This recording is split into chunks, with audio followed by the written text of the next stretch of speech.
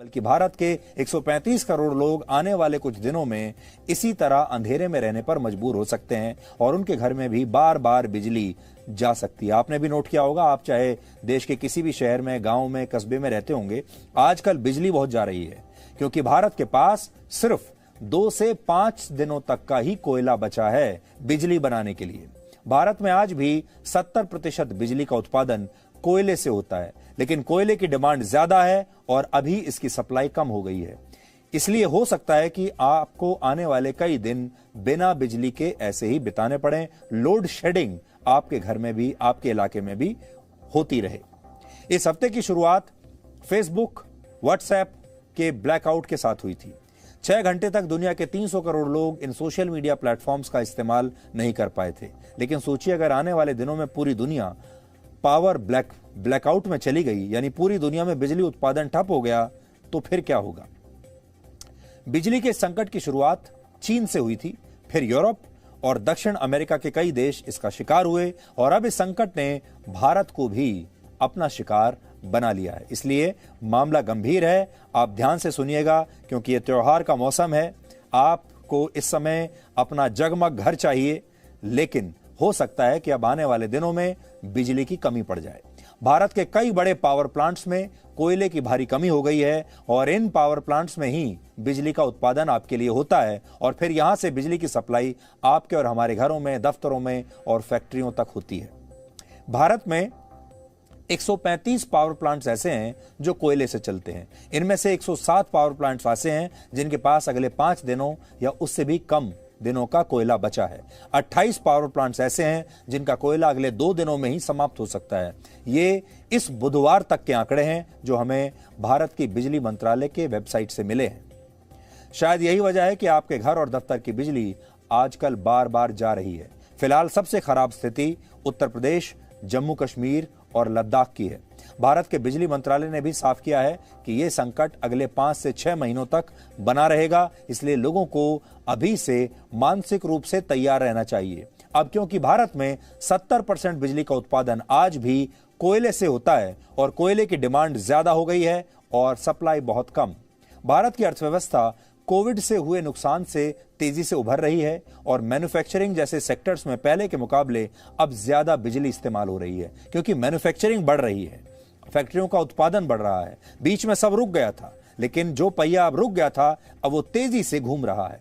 यहां तक कि बिजली की मांग कोविड के पहले वाले दौर से भी आज के दौर में ज्यादा हो गई है।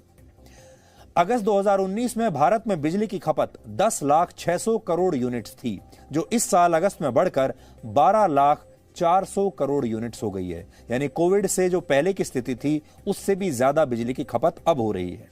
सिर्फ पिछले 2 महीनों में ही भारत में बिजली की खपत 17% तक बढ़ गई है। इससे साफ है कि भारत को पहले के मुकाबले अब और ज्यादा बिजली चाहिए और इसके लिए पहले से ज्यादा कोयला भी चाहिए। लेकिन इस समय इतना कोयला मिलना आसान नहीं क्योंकि भारत की तरह पूरी दुनिया की अर्थव्यवस्था ऐसे ही पटरी पर लौट रही है और फैक्ट्रियों में पहले के मुकाबले कहीं ज्यादा प्रोडक्शन होने लगा है।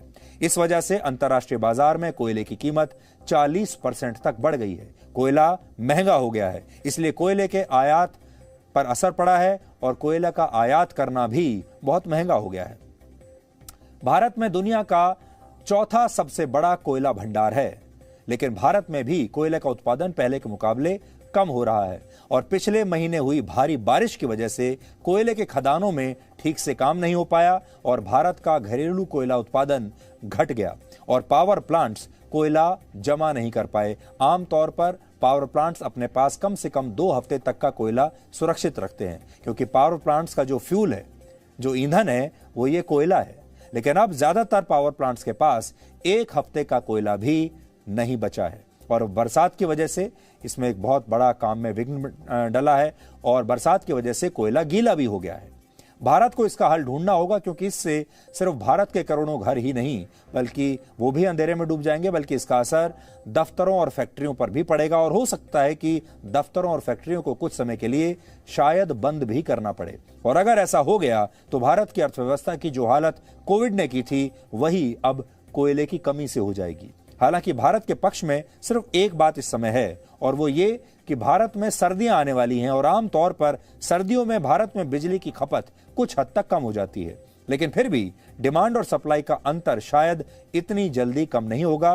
तो आप ऐसे समझ लीजिए कि इस समय बिजली की डिमांड कहीं ज्यादा है और सप्लाई बहुत कम है। कोयले की भी डिमांड कहीं ज्यादा है पूरी दुनिया में, लेकिन सप्लाई कम है, इसलिए पूरी दुनिया में कोयला महंगा हो रहा है। लेकिन इस संकट में सिर्फ अकेला भारत ही नहीं, बल्कि पूरी दुनिया अलग अलग चुनौतियों का सामना कर रही है। ब्रिटेन में सैनिक ऑयल टैंकर्स को पेट्रोल पंप्स तक पहुंचा रहे हैं, यानी हालत ऐसी आ गई है कि आर्मी की मदद लेनी पड़ी है, क्योंकि वहां इन टैंकर्स को चलाने वाले ड्राइवर्स ही नहीं बचे। ड्राइवर्स की वहां पर बहुत भारी कमी हो गई है। बाकी के यूरोप में महंगाई पिछले 13 वर्षों के मुकाबले सबसे ऊंचे स्तर पर है।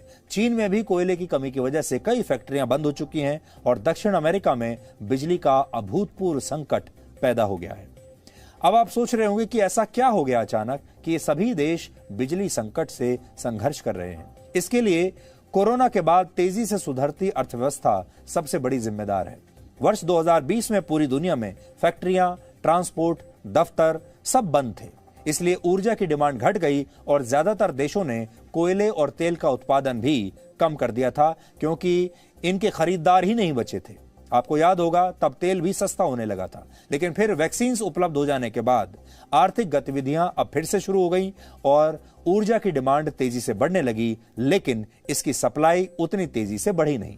और इसकी दूसरी वजह यह है कि दुनिया के कई देश अब कार्बन एमिशन को कम करने की कोशिश कर रहे हैं और ग्रीन एनर्जी की तरफ बढ़ रहे हैं, लेकिन इसके लिए सही रोड मैप नहीं बनाया गया और जल्दबाजी की वजह से पूरी दुनिया में यह ऊर्जा संकट पैदा हो गया। क्योंकि अब सब ग्रीन एनर्जी की जब बात कर रहे हैं, ग्रीन एनर्जी में कोयले का इस्तेमाल नहीं होता, क्योंकि जब तक आप कोयले का इस्तेमाल करते रहेंगे तब तक आप जो है अपने इस उद्देश्य को हासिल नहीं कर पाएंगे। इसलिए बड़ी संख्या में जो देश हैं वो अब कोयले के इस्तेमाल को कम कर रहे हैं। चीन इसका सबसे बड़ा उदाहरण है। चीन अपने देश में कार्बन एमिशन में कटौती के लक्ष्य को जल्द से जल्द हासिल करना चाहता है, इसलिए उसने कोयले के इस्तेमाल पर अब कई तरह के प्रतिबंध लगा दिए और आज चीन के करोड़ों घर अंधेरे में डूबे हुए हैं।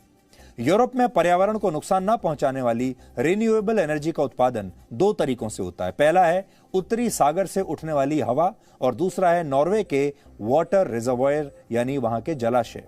उत्तरी सागर से उड़ने वाली हवा से विंड मिल्स यानी पवन चक्कियां चलाकर जर्मनी और डेनमार्क बड़े पैमाने पर रिन्यूएबल एनर्जी का उत्पादन करते हैं, जबकि नॉर्वे के जलाशय हाइड्रो पावर प्लांट्स को चलाने का काम करते हैं और इन हाइड्रो पावर प्लांट्स पर यूरोप के कई देश बिजली के लिए निर्भर हैं और इसीलिए नॉर्वे को यूरोप का पावर हाउस भी कहा जाता है। लेकिन जलवायु परिवर्तन की वजह से अब उत्तरी सागर से उठने वाली हवा बंद हो गई है और नॉर्वे के बड़े बड़े जलाशय भी सूखने लगे हैं, इसलिए यूरोप में भी बिजली का भारी संकट है। सर्दियां आते ही यूरोप में बिजली की मांग बढ़ जाती है, क्योंकि वहां घरों को गर्म रखने के लिए वहां पर सेंट्रलाइज्ड हीटिंग सिस्टम चलाना होता है, हीटर्स चलाने होते हैं, जिसके लिए बिजली की जरूरत पड़ती है। हमारे यहाँ तो सर्दियों के दिनों में मौसम में बिजली की खपत कम हो जाती है, क्योंकि हमारे यहाँ एयर कंडीशनर्स बंद हो जाते हैं। लेकिन यूरोप में इसका उल्टा है, जो ठंडे देश हैं। अब परेशानी यह है कि अगर यूरोप चाहे भी तो वो कोयले से बनने वाली ऊर्जा को वापस अपना नहीं सकता। एक बार कोयले को टाटा बाय बाय कह दिया तो वापस कोयले के पास कैसे जाएं, क्योंकि यूरोप के पास पर्याप्त कोयला भंडार है ही नहीं। रशिया यूरोप का सबसे बड़ा एनर्जी सप्लायर है, लेकिन रशिया ने यह साफ कह दिया है कि यूरोप ने ग्रीन एनर्जी अपनाने में बहुत जल्दबाजी की और इसलिए अब वो यूरोप को एनर्जी की सप्लाई भी नहीं करेगा। Тронутой природе. Внедрять никто серьезно к этому не относится. Кто-то спекулирует на проблемах климатических изменений, кто-то недооценивает чего-то, кто-то начинает сокращать инвестиции в добывающие отрасли. तो पूरी दुनिया कोयले को टाटा बाय बाय कहने की जल्दबाजी में थी और उन्होंने ऐसा कर भी दिया, खासतौर पर यूरोपीय देश, और अब वो पछता रहे हैं, क्योंकि जो उन्होंने सोचा था स्थिति वैसी हुई नहीं। बिजली का ऐसा ही संकट दक्षिण अमेरिका के देशों में भी है। वहां 60% बिजली की सप्लाई हाइड्रो पावर प्लांट्स के जरिए होती है, जिनमें बड़े बड़े डैम से निकलने वाले पानी का इस्तेमाल होता है। लेकिन वहां कई देशों में इस साल सूखा पड़ा और ये डैम्स सूख गए। अब डैम्स तो सूख गए तो फिर एनर्जी कैसे बचे, कैसे बने, और कोयला उनके पास है नहीं। पराना दक्षिण अमेरिका की दूसरी सबसे बड़ी नदी है, लेकिन इस नदी का जलस्तर पिछले 77 वर्षों के मुकाबले इस समय सबसे कम है और इस सूखे की वजह से दक्षिण अमेरिका के सबसे बड़े देश ब्राजील में भी बिजली का जबरदस्त संकट पैदा हो गया है। कुल मिलाकर पूरी दुनिया कोयले और तेल की कमी, महंगाई और आर्थिक गतिविधियों में रुकावट का इस समय सामना कर रही है। यूरोप में नेचुरल गैस की कीमतें 400% तक बढ़ चुकी हैं। पूरी दुनिया में तेल की कीमतें पिछले 3 वर्षों के मुकाबले इस समय सबसे ज्यादा हैं और यही वजह है कि भारत के कई राज्यों में अब 1 लीटर पेट्रोल की कीमत 100 रुपए के पार जा चुकी है। इसका असर हर देश के आम आदमी पर पड़ता है। पेट्रोल डीजल महंगा होता है तो खाने पीने के सामान की कीमतें बढ़ जाती हैं, ट्रांसपोर्टेशन क्योंकि महंगा हो जाता है, बिजली की सप्लाई कम होती है और फैक्ट्रियों में काम रुक जाता है। फैक्ट्रियों में काम रुकता है तो लोगों की नौकरियां चली जाती हैं, नौकरियां जाती हैं तो लोगों की खरीदारी करने की क्षमता कम हो जाती है और ऐसा होता है तो फिर अर्थव्यवस्था को भारी नुकसान होता है और आपका जीडीपी ग्रोथ रेट गिर जाता है। इस पूरी कहानी का सबक यह है कि किसी एक चीज पर निर्भरता और फिर उससे तुरंत छुटकारा पाने की जल्दबाजी दोनों ही भारी पड़ती हैं।